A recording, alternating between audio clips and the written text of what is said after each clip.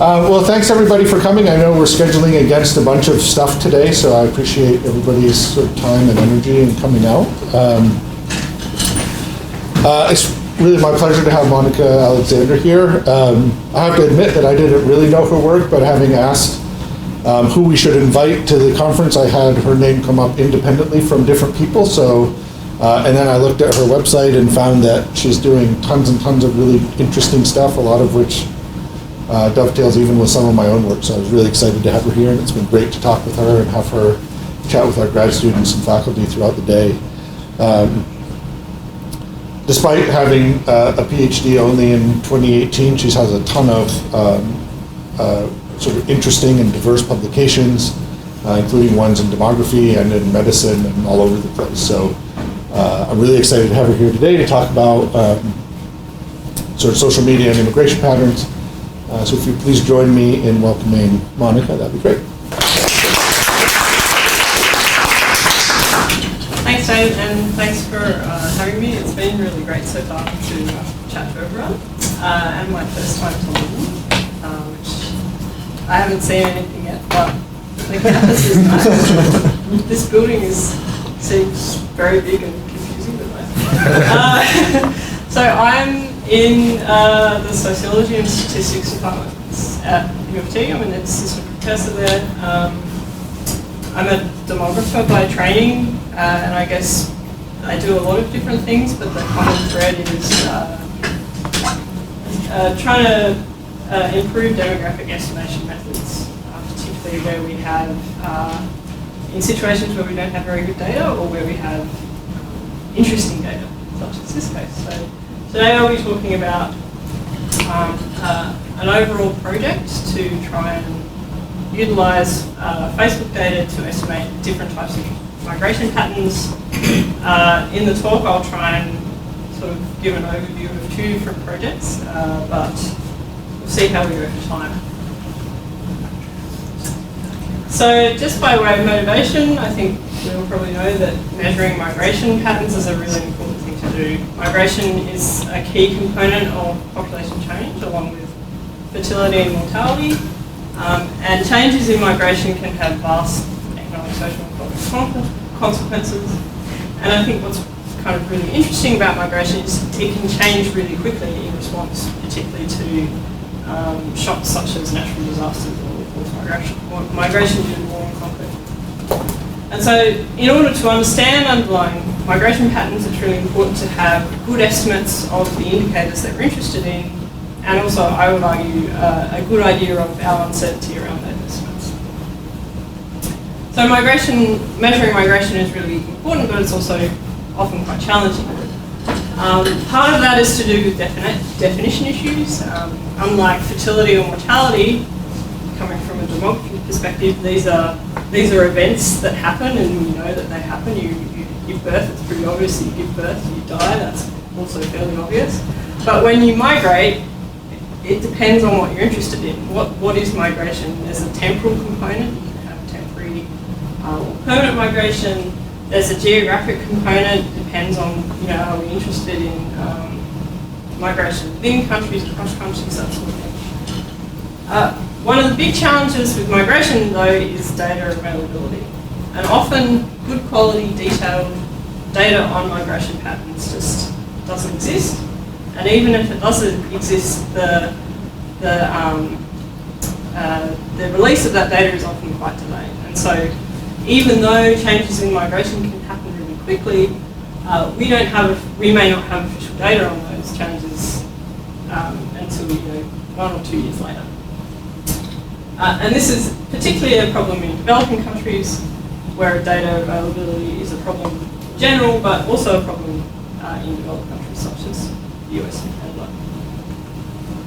So if we think about sort of the spectrum of different migration metrics that we might be interested in, there's sort of, in terms of estimation, there's sort of, you can think about things being relatively easy or relatively difficult to estimate. So on the left-hand side, we sort of have those that are relatively easy to sort of estimate, and then on the right-hand side, we're sort of moving towards more challenging things. So often migration stocks so just numbers of people who live in a particular place, are easier to estimate than the number of people moving in and out of the place. Getting estimates with some sort of delay is often much more easy than producing what we like to call nowcasts, so estimates for the present and also short-term predictions. Getting total counts of a particular population is much easier usually than disaggregating by age and sex. And then, as I said before, usually in higher income countries, this is much easier. So the two projects that I talk about today sort of fall differently in terms of the spectrum, but deal differently with different challenges. Okay, so to overcome some of these data availability, data quality issues, we started looking at the potential of using the large amounts of data being produced online in terms of improving demographic estimates. So in particular, we're interested in thinking about users of social media websites, in this particular case, Facebook, as their own population. So if you think about users of Facebook, there are births when people sign up, there are deaths when people delete their account, and there are a whole bunch of movements in between. We can potentially get very, very detailed information on these people. We can potentially get information about their age, sex, where they work, where they live, where they moved from, that sort of thing. And if we can get this information, a really, really strong positive for this data is that it's essentially updated in real time. And this is, in comparison to official data sources where we have that. But of course there are issues. I'm sure you're all sort of sitting there thinking, yes, well, we know that the population of people that use Facebook is in general not representative of the population that we're interested in. And so if we take the Facebook population as given, we're going to get bias estimates. Some subgroups of the population by key characteristics like age and sex are going to be vastly underrepresented, some others are going to be overrepresented, and some may not even exist.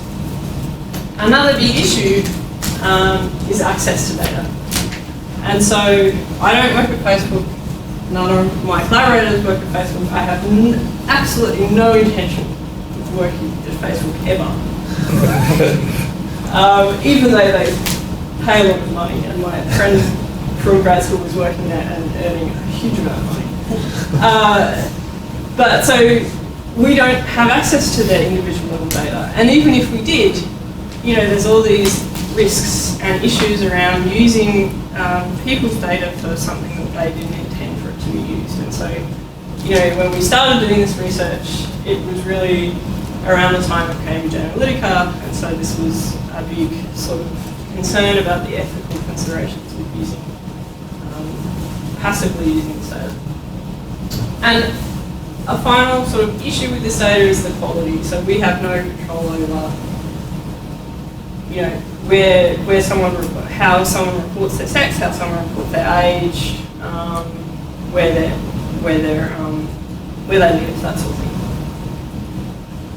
So the goals of this project were to try and overcome those sorts of issues and investigate how this sort of data can be used in a research perspective to produce reliable and timely estimates of various types of migration indicators, focusing on the United States because that's where we were doing our data collection. And in particular, the two sort of individual projects look to answer two different questions. The first one is really about trying to pick up on fast changes in flows in response to a shock. And so can we use this Facebook data that we're tracking over time? Do we get a signal about a migration shock that's strong enough to get some reasonable estimates of migration? The second research project was sort of zooming out in terms of the time scale and thinking about, okay, well, we have a really good survey, historical survey in the US that has really good estimates of migrant stocks. Can we combine that historical time series with the Facebook data to probabilistically weight the two sources of information to get better estimates of what's happening with migrant stocks now? And so these two papers are both with the same collaborators. Ivan Leos was a PhD student at the University of Washington. He is now a data scientist in industry. And Emilio Zagani is at the Moscow Institute for Demographic Research. So the first paper is looking at the impact of Hurricane Maria on people migrating out of Puerto Rico. This one was published last year in Population Development Review. The second paper I just submitted last week. I just submitted to archive before I came, thinking, hey, I'll be able to point you to a preprint, but then there's a delay. So it should be up by next week. But all the code, all the Facebook data that we use in the code is on GitHub at that link. Okay, so the remainder of this talk, I want to sort of talk about both of these projects and also give you a bit more information about how we're actually collecting this data. Because anyone can do it. We're collecting public data. So firstly, I'll talk about the data. Secondly, I'll give an overview of the approach that we use for Puerto Rico and the results.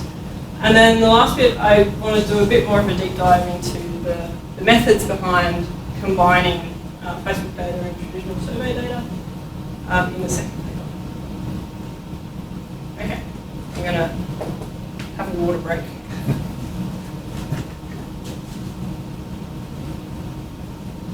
Okay, so how do we get this data?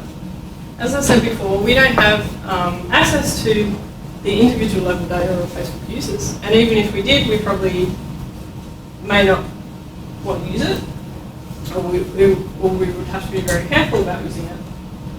But for the things that we're interested in, which is aggregate level counts of migration flows and stocks, we don't need individual level data. We just need counts by each of the cells that we're interested in. So in particular, we're interested in counts by age, sex, country of origin, and current state of residence. So the neat thing about Facebook and a lot of other social media platforms, Twitter, LinkedIn, Instagram, you can do very similar things, is they have an advertising manager, which gives you this information for free. And so I'll show you how you can do that. So first of all, this is a screenshot of my Facebook. So I actually took this screenshot a while back when I first moved to Canada. So I'd been in Canada for like 2 weeks. I used to live in California before that, and obviously I'm neither Canadian nor American, as you can probably guess. I'm from Australia originally. So this is what my Facebook looked like without the ad blocker on, which I hadn't looked at for a while. That there's so many ads, I just didn't even realise. But the interesting thing is that here's an ad for McDonald's Canada. The top one on the right hand side there is for PayPal Canada, telling me about credit cards. And then the other one, the inner circle, that was about a new apartment building in Toronto, right near the U2 campus. So I had just moved to Canada. I have not actively used Facebook since I was an undergrad a long time ago. So if Facebook was going by my self-reported location, they would still think that I lived in Hobart, Tasmania. But obviously, you know, I'm getting really, really targeted ads, and quite scarily targeted ads. Like, it's not just, oh, you're in Canada. I mean, I don't know why they think I like McDonald's. Well, I don't know. But like, The credit card one suggests they know approximately my age and my income. And the apartment one suggests they know pretty much where I live. So it's like kind of scary. Given that I'm not giving them any information apart from obviously my IP and, you know, whatever I gave them when I first signed up. So anyone can place ads on Facebook. You have to pay, but you can place an ad. And I should sort of add, I guess, that they've, given the recent climate, they've since tried to be more stringent about what types of ads you can place and things like that. But to place an ad, you essentially go to, it's facebook.com/business.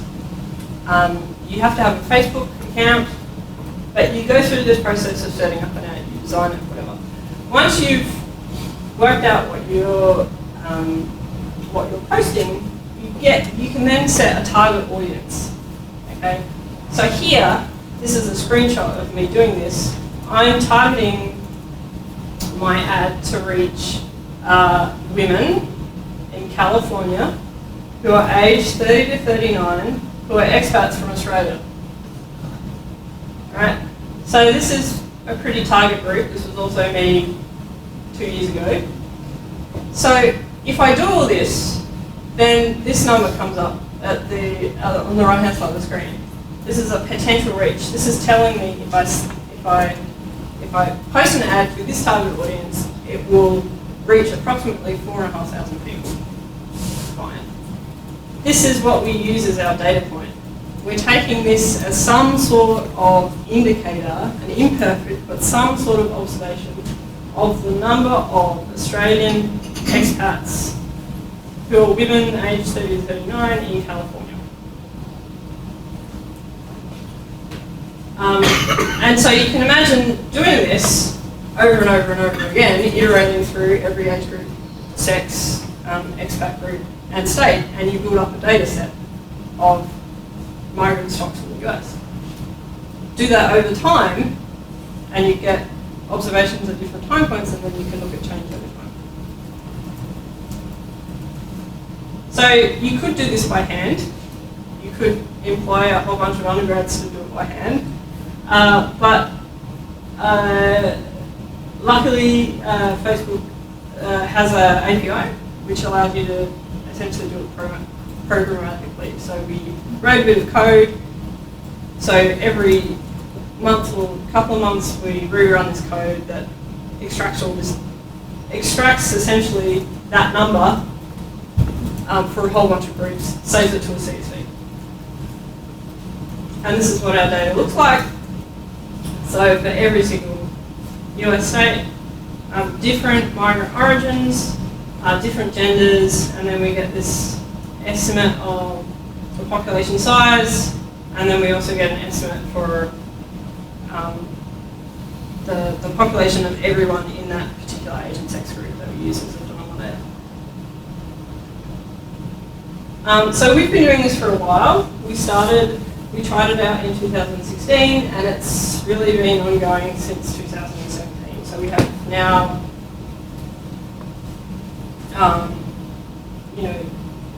probably like 20 waves of this data. And every time we collect the data again, we're getting this estimate of potential reach by age, sex, USA, and expat country origin. And this was in the US, but I started doing it for Canada as well. Okay, so how can we use this data? So, just by way of background, talking about Hurricane Maria, you probably remember in 2017, Hurricane Maria really devastated a whole bunch of countries and also states in America. It was particularly devastating for Puerto Rico. There was a huge amount of press, particularly because the government in Puerto Rico refused to. The official death toll initially was about 60 people or something, and then an independent team went in and did a survey and found that the death toll was probably more like 2,500. And so a huge amount of people died, a huge amount of people lost their homes, and also a lot of people moved in response to the hurricane. And so this happened really quickly, and it was on a massive scale. And so natural questions to us would be, well, where did they go to? And what types of people moved as well? You know, were they young people, were they old people? And what sort of, SES level? And these sorts of questions are really important for both Puerto Rico to understand who's left behind, but also for the receiving locations to try and plan for these sorts of influxes. So again, same old story. We want to understand this, but we don't really have any sort of. It's really difficult to get data, now, like when we want to plan for these things. There are no official statistics in the US by monthly moves by state, and even if there were, Puerto Rico is often sort of a forgotten territory. There's no information on the types of people who moved. And even though official data on migration do exist in the US, and it's really good, it's very delayed in its release. But we had been collecting this Facebook data when Hurricane Maria hit, and so in 2018, we decided, well, can we use this? We wanted to look to see if we could use this data to see if we could pick up get a reasonable estimate of out-migration from Puerto Rico. And so in particular, we collected a wave of data just before the hurricane. This was not on purpose, by the way. This just we just had it and then realised we didn't do it because we were interested. And then our next wave was at the beginning of January. So we essentially had a 3-month period before the hurricane. We collected information on, so it wasn't the number of people leaving Puerto Rico, but it was the number of Puerto Ricans in the US. So we had information on Puerto Rican expats by age, by sex, and also their state of residence. And so, in a perfect world, if this was reliable data, we could just look at the difference between the two time points and go, oh look, the number of Puerto Rican expats increased by, 10,000, so 10,000 people left. But if obviously we can't just use the raw data, but if we can get a reasonable estimate from this would give us some sort of estimate of the out-migration. And a key sort of strength of this over other sorts of data that you could potentially use in this situation, like cell phone data or tax records, for example, is that, well, tax records probably not a good example, but the classic example is cell phone data, but that doesn't give you any demographic information, whereas we can potentially get it from this Facebook data. Okay, so how do we use it? Well, the thing that we did was actually pretty simple. We just used differences and differences. And so the first stage here is to get the proportional change in the Puerto Rican migrants for each group that we're interested in, so by age, by sex, and by state, by looking at the proportional change across the two waves in the Puerto Rican migrants in comparison to some baseline migrant group. And in this case, we took the baseline to be all migrant groups apart from Mexico. We removed Mexico because there was a bunch of other stuff going on in Mexico. There usually is in the US. And once we had these estimates of the proportional change, we could then get an estimate of the magnitude of the number of Puerto Ricans just by taking the number of Puerto Rican migrants in the ACS and multiplying that proportion. So there's obviously some pretty big assumptions here. The first assumption is the standard diff and diff, that any change that happened over these two waves is because of the hurricane, not other reasons. We checked that assumption by looking at the the changes before the hurricane, they were pretty parallel, so that's sort of usual hand-wavy justification that that assumption is broadly fine. The other big assumption is that by doing this, we're assuming that the people who had Facebook have the same migrant behaviour as the people who didn't have it. And so if people who didn't migrate are more inclined to not have Facebook, then we're overestimating the out-migration. This is a problem that's hard to test. Puerto Rico was a reasonably good case in the sense that a lot of people have Facebook. So the user rate is something ridiculous, like 85% of the total population use Facebook. So in this case, it was probably reasonably okay, but obviously still an issue. Okay, so that's what we did. We did it for every, as I said, every age group, sex group, and state. Hey, Monica, can I ask a quick question about Yeah. that? Are you also are you assuming anything about what happened in the rest of the world? Like that no big events happened, or? Yeah, so that's why we took out Mexico, because there was, 2017, there was a bunch of stuff happening. Sure. If we'd had other, so that this group didn't include migrants from like Venezuela, because that wasn't in the Facebook data anyway. Okay. But if they had been in the Facebook data, we would have taken those sorts of countries out as well, because it was the same time that mass migration was happening. Okay. Yeah. So we tried to set up the baseline group such that, yes? More of a psychological question, maybe. Is it possible that people are more likely to add their country of origin when something's happened there? I'm just thinking of like an identification. So, Yeah. something happened in Puerto Rico. I hadn't bothered to list that on Facebook, but now I am, like as a solidarity something. Yeah, I think that's probably broadly true, but I'm less concerned for this, because getting back to the screenshot of my Facebook, so Facebook obviously knows that I'm in Toronto, even though I haven't told Facebook. And so I think the way the way the potential reach estimates are calculated, it's based on where they think you are rather than where you say you are. And so I'm less worried about the self-identification in this case, yeah. But in general, that's an issue that comes up a lot, especially with Twitter data, because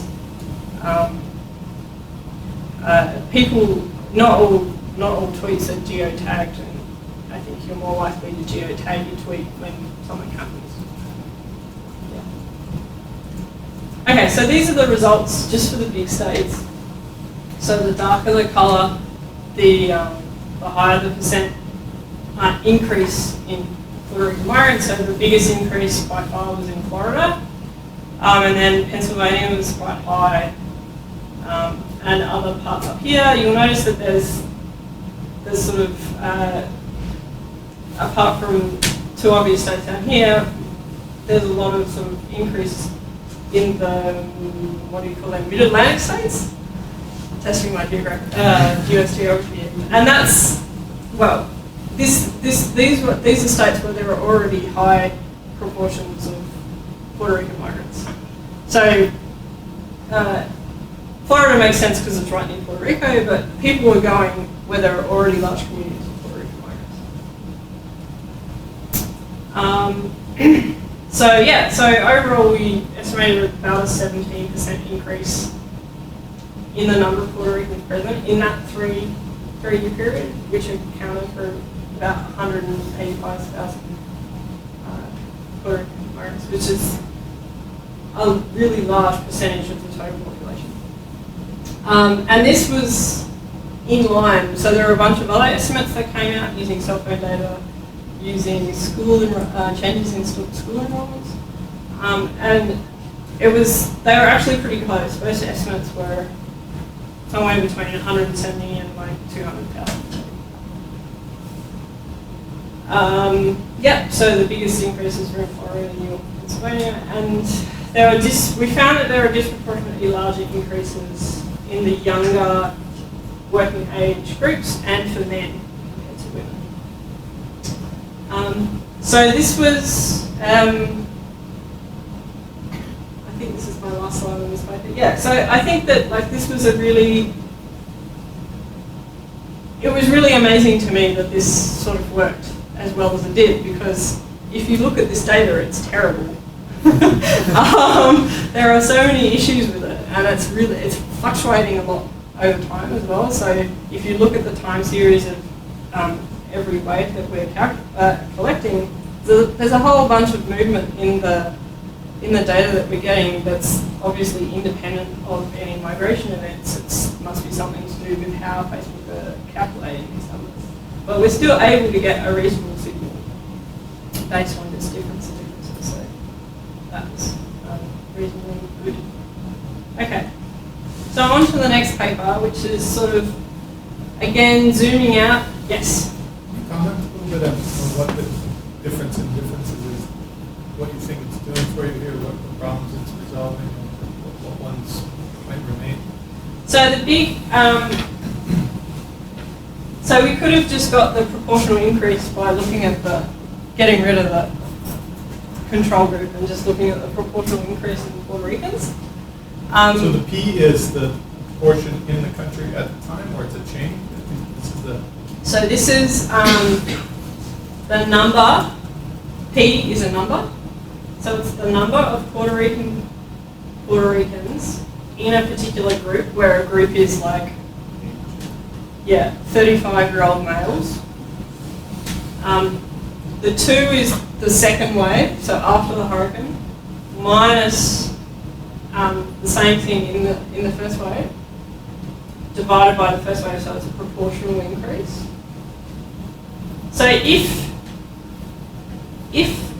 we believed that the change in the Facebook data over those 2 waves was only due to the hurricane, then we could just take that as our proportional increase. But at this point, we had about 8 waves of this stuff, and looking over time, it was going all over the place. But it was going all over the place for every migrant group. And so there was obviously something going on with how it was being calculated from the Facebook.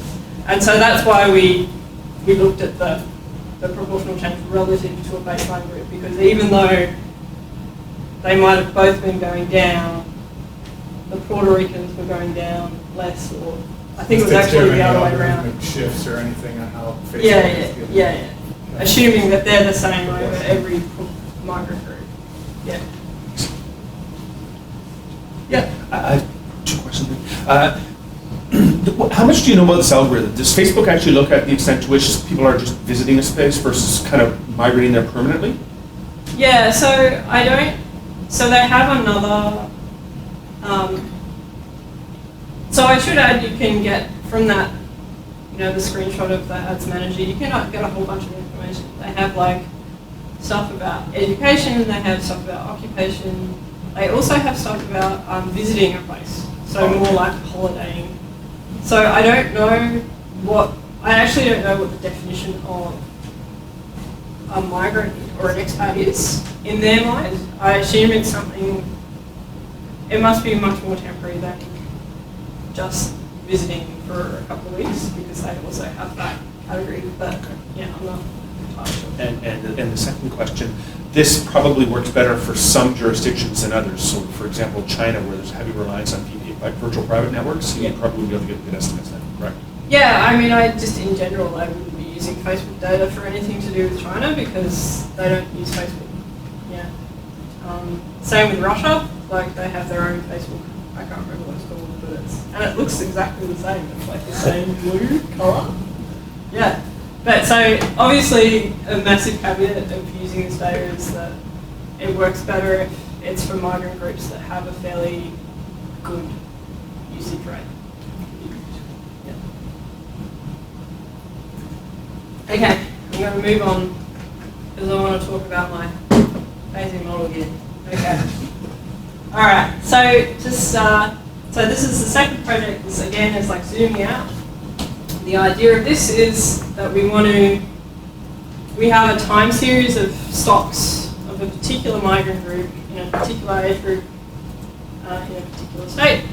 We want to get an estimate for what's happening now and what's potentially happening this year. So thinking about really short-term predictions while we're waiting for the ACS, essentially. Because once we have the ACS, we believe the ACS, but this is just like, in the meantime, can we get a reasonable prediction from Facebook data? So the goal here is to come up with a method that basically combines three sorts of information. So we have this Facebook data, which is a really large, I don't know if you noticed from that Excel screenshot, the sample sizes are really large. The counts are really large. But we know that it's available timely. We can essentially get it whenever we run the script. But we know that there's these huge problems with non-representativeness. Combine that with the ACS. I don't think the American Community Survey, sorry, I should have probably said that, which is a very good representative survey that's run every year in the US. It's like it complements the census. We know it's representative, but there are smaller sample sizes, which particularly becomes an issue when you're disaggregating by birthplace and age group. And also we have this like 1 to 2 year delay. The third piece of information is this sort of idea that when you look at age patterns in migration, they're actually pretty strong, pretty regular over time. And when they do change, they tend to change in a pretty regular manner.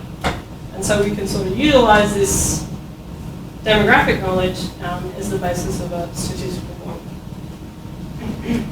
And so I just sort of, to operationalize how we're building a model, the first goal is to take the Facebook data, to try and adjust for those biases, to more effectively sort of use that data as an up-to-date observation of migrant stocks.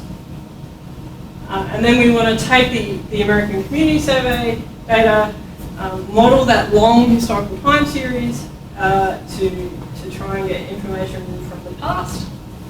And then you can think about these two things as two different measurements of the same outcome.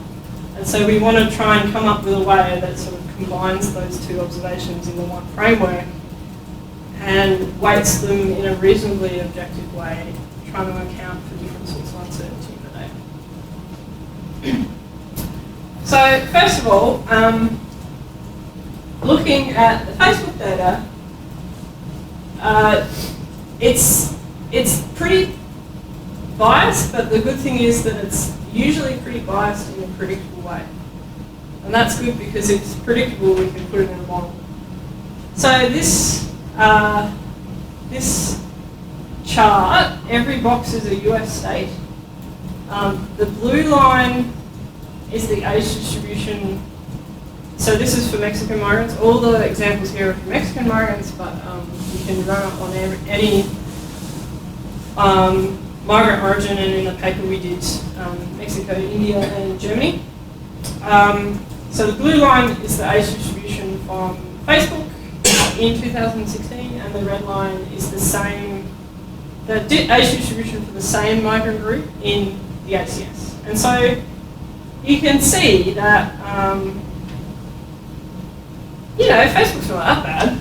Like, it's biased in a way that we probably expect. So if you look at California, Facebook is slightly too high at the younger ages, and then it's way too low in the older ages, which is kind of what we expect based on what you might think about Facebook. And that's generally the case in most states. Okay, so just to sort of, before I talk about the model, just to be clear about what we're trying to do, we're trying to estimate the proportion of migrants in a particular country of origin in a particular age group X, time T, which is year, and US state S. Once we have the proportions, we can easily get numbers by multiplying by the ACS. And then so I'm defining the true proportion that we're interested in estimating but we don't observe to be mu XTS. And then we observe some realizations of this truth plus error, which I'm calling PXTS. So these PXTSs are either from the ACS or from Facebook. Okay, so the first piece of this is to try and do a really simple model to try and adjust for these systematic biases in the Facebook data. So all this piece does is it takes it relates the proportion of migrants in a particular group in the ACS data to the same proportion in the Facebook data plus a bunch of covariates. And these covariates are just age group and state. So what we do is we ran this on our first wave of Facebook data and the corresponding ACS, so from 2016. This gives us estimates for all these betas, and then we can use these beta hats to then adjust subsequent waves of the Facebook data. So in that sense, with these beta hats now, we're taking our Facebook data that we get and we're getting some sort of bias adjusted version of that based on our estimates of covariance. So this is pretty simplistic. It's sort of, the big assumption here is that the biases don't change over time, which is obviously a big assumption that we sort of need to look into further, but this is sort of the first step. Okay, so the second piece of this model is to try and model the ACS data. So as I said before, we have this relatively long time series of ACS data. It starts in 2001, and we have an observation every year. We want to model this, we essentially want to model this as a time series. So there are a bunch of ways we could do this. We sort of, I'm not talking to demographers here. Does anyone know what the Lee Carter model is? The sociologist in the room does. Yeah, that's exciting. So the idea of this model is getting back to that observation that I said before about age patterns being quite strong and quite predictable. The idea is that we decompose our time series of migrant stocks into an age component and a time component, and then we can project that time component forward. And so just to sort of explain that a little bit more, how do we do this? We take all our age-specific migration rates, we put them in a matrix, and then we do a single value decomposition on that matrix. That gives us a whole bunch of information, part of which is these two things. So I'm calling them principal components. So for the Mexican migrants, the first two principal components look like this. And so notice that the x-axis is age group here. So we can sort of give these demographic interpretations. So the first one here is increasing over age till it gets to age 30 and then decreasing. This is like a baseline migration age pattern. Right? It's sort of what we expect for adult migration age. It peaks at these sort of younger ages and then declines. The second principal component, notice that the sign changes around age 35, goes from negative to positive.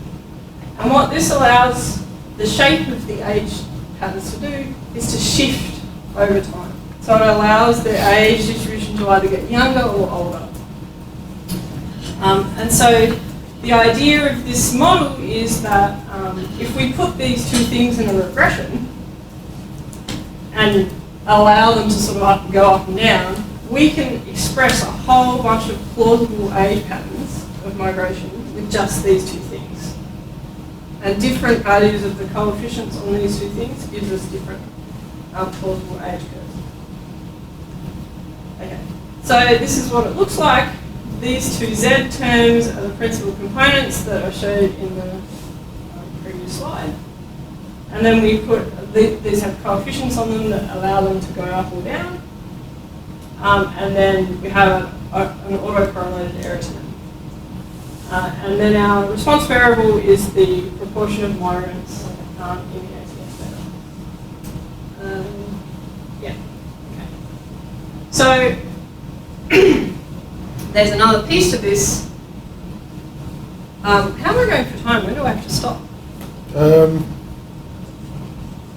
You can go as long as you want, but we're at like 2:50 right now. Okay. So there's another piece to this. So we have the Z variables, the covariates here. We want an estimate of these coefficients betas for every single year and state, and also the autocorrelated error term. So we could potentially run a separate regression for every single state and year, but we model this hierarchically such that we're able to share information about these coefficient estimates across time and space. So what this hierarchical structure does is that it essentially allows the estimates for states with smaller populations to be shrunk towards the mean, and so the uncertainty around the estimates goes down.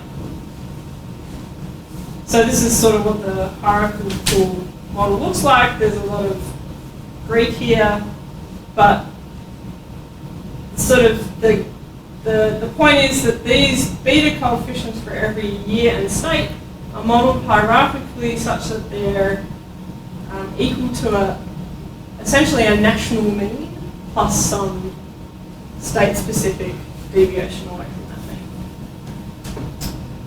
And then the autocorrelated error, we're modeling it as autocorrelated because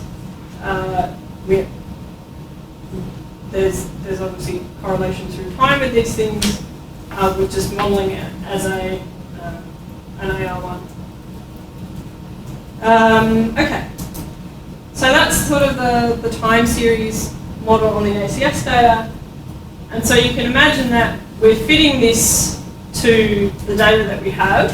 So I think at the point it was from 2001 to 2016, but it's a time series model, so we can just project it forward. We can project it forward for as long as we want, but for the sake of this exercise, we're sort of interested in 2017, 2018. So we would project it forward 2 years, and that would give us an estimate for what we think is going on in those 2 years. Yes? What is the assumption on the fee TP process? This thing? No. Yeah, that. So these betas are like state-specific estimates. This is like a national mean. So essentially, this is like saying. But how do you predict forward? Is there some problem? Yeah. So this is not the full model. I showed the full model. Yeah. I think I showed the full model later. If I don't, it's in the paper that will be on archive next week. But it's. I think we put a random walk on it. Pretty sure we put a random walk on it. Yeah. So we think, I'm not used to this model, so I think of this as sort of a dynamic, well, I guess the factors themselves aren't dynamic. It's sort of the coefficients on, there's these sort of latent factors, these Z's, Yeah. and then you have these time varying coefficients, which you're going to put some stochastic process Yeah. on mass. Yeah. And should we think of this, do you think of this as the true population, like the ACS is right and the epsilons are just stuff that the factors don't pick up, or the epsilon is also picking up some measurement error in the true, or does that not matter? There is a slide with more. Let me just come back to that because it sort of probably shows a little bit more how this relates to the mu, the truth. Okay. Yeah. Okay. So that time series model, we can pretend that we can project it forward, get estimates for 2018. But we also have Facebook data, right, that we have, and we can get an estimate for 2018. So we have these two competing estimates. So the idea is, what do we do? Which one do we believe? Well, we could say, we believe the Facebook data is up to date. It's our most up-to-date data. Let's just adjust that for biases and take that. Or because I believe the ACS data because it's good data, and so let's just project that forward and take these as the best estimates. We could do an average of 2 and call it a day. But the idea is that none of those sort of approaches incorporate the full amount of info that we have or the full amount of uncertainty that we have about these different types of data sources. So the solution that we came up was to combine them into the one statistical framework. Do you have a question? Yeah, why don't you just think of the Facebook data as another measure of these latent unobserved factors, the 2 Z's, so they're both just noisy measures of the same latent factors. Is there a reason you don't want to? Yeah, we do. So, but I guess the idea is like, how do you want to weight those accordingly? Yeah. Anyway, so this is what the model looks like. So I'll just. Yeah, that's fine. So I'll just explain each part in sort of hand-wavy terms. So I think that this is a key part that we haven't yet talked about, which relates to your question. So this is literally just a statement about what we think is going on, but it relates the truth to what we observe. So we're saying that what we observe is a draw from some underlying distribution. That underlying distribution has a mean of the truth, plus some error. Now, the key here, okay, this is just saying, well, the source of the observed value depends on what year we're in, fine. But the key here is that the source of the error also depends on what our data source is. So the value of this error depends on whether we're getting the observation from ACS or from Facebook. And so when it's from the ACS, we're just assuming sampling error. And that's reasonably easy to straightforward to calculate from the data. We know sample size, we know, we just assume that the proportions are binomial and whatever. For the Facebook data, we're assuming a few other bunches of error. We're assuming it's got sampling error. We're assuming that there's error. This sigma squared bias is because we've got this bias adjustment model that we know isn't perfect. There's error in that bias adjustment model. So there's error that comes from this guy that goes up here.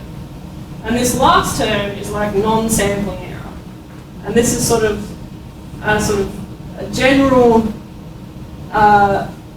variance term that aims to sort of capture these non-sampling things that are going on in our Facebook data that we don't really understand, but we know that they're not related to underlying trend migration. So in practice, this variance, the sum of these is always going to be bigger than the sum of than the sampling error and ACS. And so the sum of these, it essentially means that the variance on the Facebook data is bigger, and so the model sort of believes it less. It still tries to follow it, but it doesn't follow it as closely as ACS. And then these other bits are just what we've seen before. Here's the time series model, and then the Facebook bias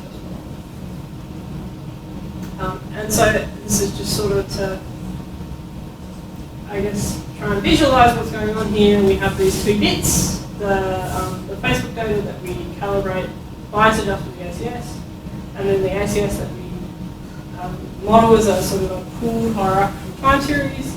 These both go into the same model, which has the time series part, the spatial model, spatial meant in a very sort of simple way, I guess, but pooling information across different states.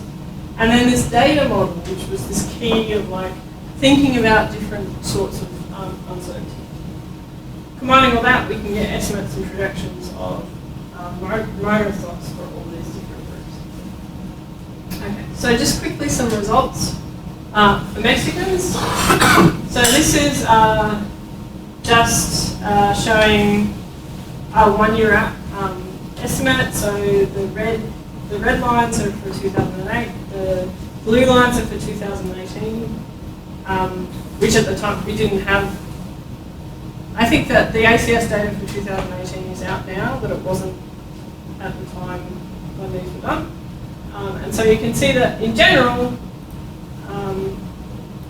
Mexican migrants are the age distribution is aging, shifting to the right. And this sort of matches up with the proportion of Mexican migrants by state is generally leveling off over time.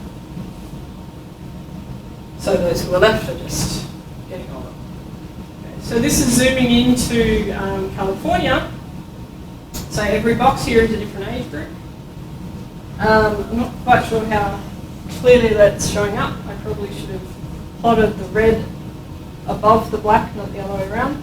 But the red dots here are the underlying ACS data. The shaded area around that is the sampling error. The blue dots here are the Facebook observations. And then the black line and associated shady error are the estimates from the model, and then the 95% uncertainty. So you can see that sometimes Facebook's pretty close, sometimes it's not.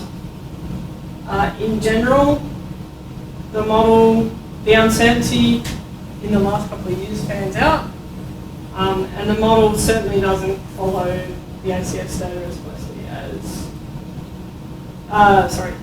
the model doesn't follow the Facebook data as closely as the ACS. This is just the same thing, but for South Carolina.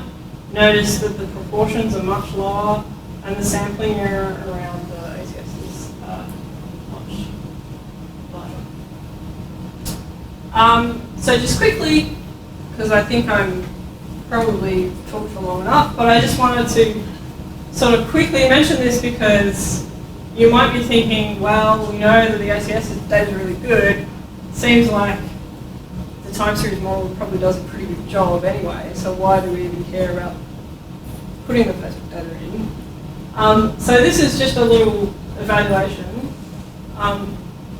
So we fit the model to data using ACS from 2001 to 2016, and then we compared these 2 years, predicted these 2 years, but then we had the 2017 ACS, so we could look at the predictions compared to what actually happened in 2017 and see how well we did. And we compared the model that I just talked about to 3 sort of obvious alternatives.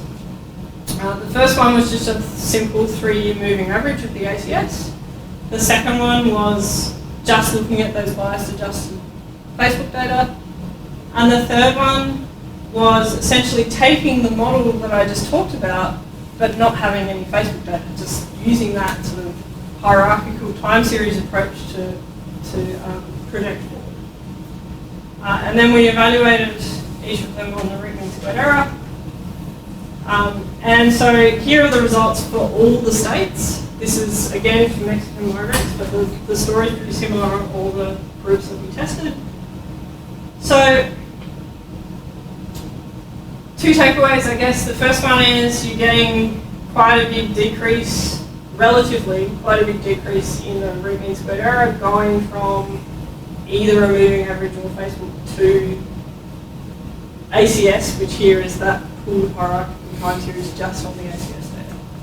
So that model is actually getting us a lot of the way, but we are getting an incremental improvement when we put in the Facebook data as well.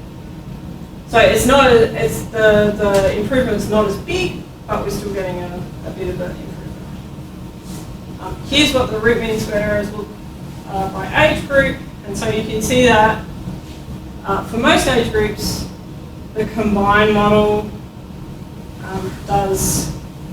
is the lowest here, not for whatever the age group is, age group 40, but in general, we're getting this decline as we go from Facebook to the moving average to the time series model, to the combined model. Okay. So just to sort of sum up, so this sort of set of work was all about trying to investigate whether we can use this Facebook advertising data as reasonable observations of demographic data, and in particular with respect to migration.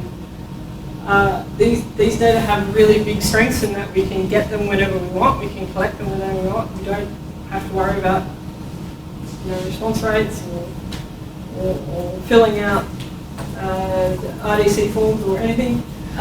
We have relatively big sample sizes, but they're quite challenging to work with because they're so biased. There's all these fluctuations over time due to non-demographic events and other sorts of things. But hopefully, during this talk, I sort of illustrated two potential strengths of these data with respect to migration. We showed that we could use it to get estimates of changes in flows over a short time in response to a shock, which was Hurricane Maria. And then I also showed how it could be used in terms of producing nowcasts of a more stable estimate in migrant stocks. And then just sort of talking a little bit about the statistical framework. This is really sort of, the framework was trying to solve this particular problem of estimating migrant stocks with ACS and Facebook data. But in a philosophical sense, it's sort of a more general way of thinking. We're leveraging a mix of data sources that have complementary features. One's up to date, one's representative, one's big, one's small, and we're trying to weight them in sort of a statistical way. It could be reasonably easily extended to incorporate other sorts of information. So for this context, maybe tax file data or data from another survey, for example. And the general framework or the general idea could be applied to other quantities, not just migration. And so just a final comment, I think these sort of new data sources are really exciting in some respects, but also really scary in other respects if we don't use them properly. But I think they offer a really neat opportunity for us to really think how we can use our existing methods and how we can come up with new ones. And that's it. Thanks.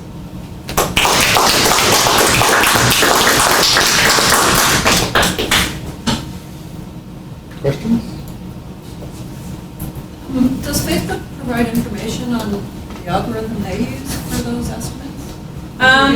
They have, I think there's a paper, there's one paper that sort of mentions what goes into it, but it's very, there's no like specific, they're pretty cagey about it.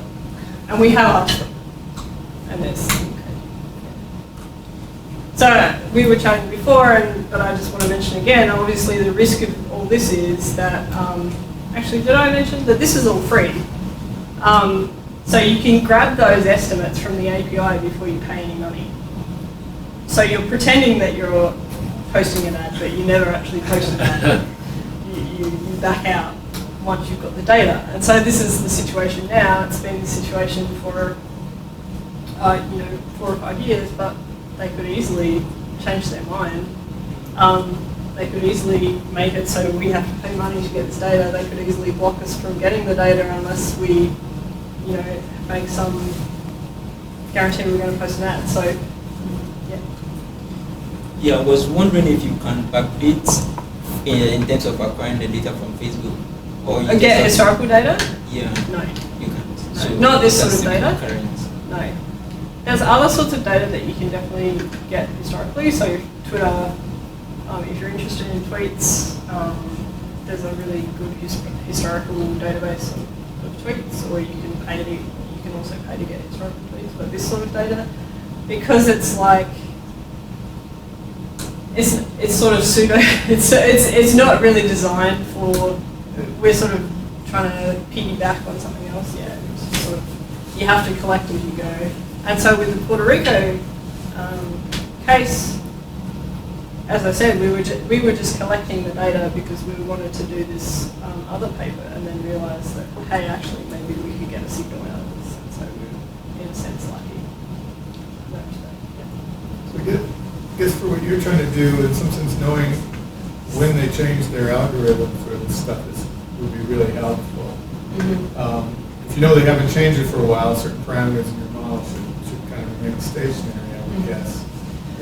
But then whenever they change, so if they happen to change it when Puerto Rico has its hurricane, that screws you. You have no way of knowing anything. But if they would tell you that, or presumably they could start this business, and you could go work for them and do this for them with their raw data and do a better job. Yeah, they're not interested in anything that doesn't get them money.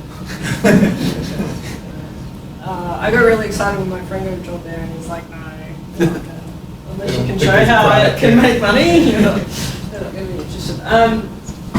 Yeah, I think that, something that we are doing is we're collecting the same data at the same time. So different people are collecting the same data sets just to try and understand any sort of random fluctuations in how these numbers might change. You could bring in like Instagram, or like a secondary source, and that might allow you to tell when one of them. Yeah, definitely. And this is, so the bias model here is pretty simplistic, and I think that something that I'm really interested in is trying to understand how, not necessarily for this work, but just in general, how the population of users for these sorts of platforms changes over time. And in the Facebook, Instagram situation, how, because they're owned by the same people and there's like a demographic shift where young people are going towards Instagram, how is that changing? How fast is that happening over time? How is that affecting what we're assuming in any sort of demographic model? So, yeah, that's something I'm interested in on the to-do list. Yeah. Kind of builds on Lance's question. I mean, Facebook obviously works great because it has wide usership across age ranges, but my guess is that some of the age ranges, probably, people in those age ranges probably use other platforms more readily than they do Facebook. So when you were showing your root, your mean squared error, some of your age groups had, your estimates got worse a little bit when you used Facebook data, but I'm wondering if maybe, you could use LinkedIn for 50-year-olds, So TikTok for 15-year-olds or whatever. TikTok, I haven't looked at their API actually. But yeah, I think, that's a really good point, and I think particularly I think there's really strong potential for combining Instagram and Facebook. LinkedIn is because they're owned by someone different, so you get different sorts of information. And also, it's much more biased in terms of socioeconomic status because the only people who use LinkedIn are mostly skilled people, whereas Facebook is a bit more, when you look at the occupations, you're getting a bit of a better mix. But I think definitely complementary. Yeah, I mean, you could keep adding data till the cows come home, but the problem is trying to understand how to adjust it.